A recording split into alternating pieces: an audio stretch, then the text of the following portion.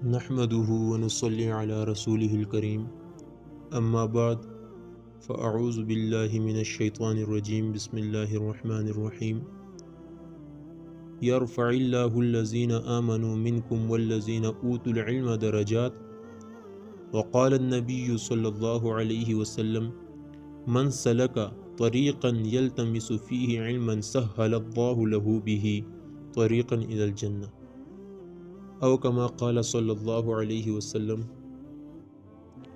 سب کیا ہے تو اس کو خود سمجھتا ہے، زوال بندہ مومن کا بے ذریعے سے نہیں، جہاں میں جوہر اگر کوئی آشکارا ہوا، قلندری سے ہوا ہے تونگری سے نہیں۔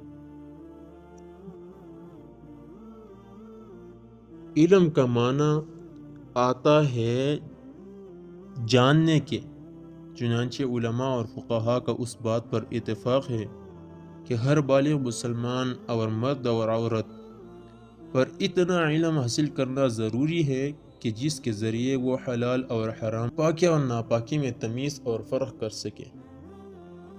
حضور صلی اللہ علیہ وسلم کا ارشاد ہے، طلب العلم فریضۃ علی کل مسلم،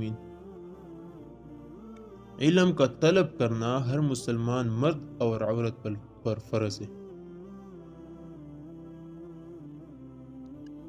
علم ہی وہ چیز ہے جس کے ذریعے انسان اور حیوان میں تمیز کی جاتی ہے، اور علم ہی وہ نعمت ہے جس کے بدولت آدم علیہ السلام مسجود ملائکہ بنتا ہے۔ علم وہی کیمیائی سعادت ہے جو مخلوق کو خالق سے اور عابد کو معبود سے قریب تر کرتا ہے۔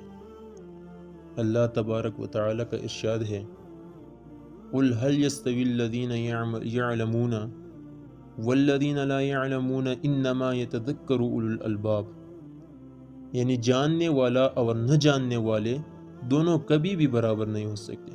حدیث میں آتا ہے، جب کوئی آدمی علم کے راستے کو اختیار کرتا ہے تو اس کے لیے اللہ تعالی جنت کے راستے کو آسان کر دیتے ہیں۔ اور ایک حدیث میں آتا ہے کہ عالم کی فضیلت عابد پر اس طرح ہے جس طرح چاند کی فضیلت تمام ستاروں پر۔ حضرت علی رضی اللہ تعالیٰ عنہ کا فرمان ہے، رضینا قسمت الجبار فینا لنا علم وللجہال مال،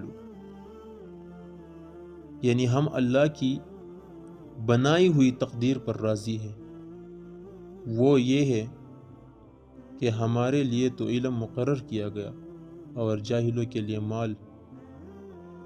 شیخ سعدی رحمہ اللہ کا ارشاد ہے، جاؤ علم کے دامن کو مضبوطی سے تھام لو کیونکہ علم تمہیں جنت میں پہنچائے گا۔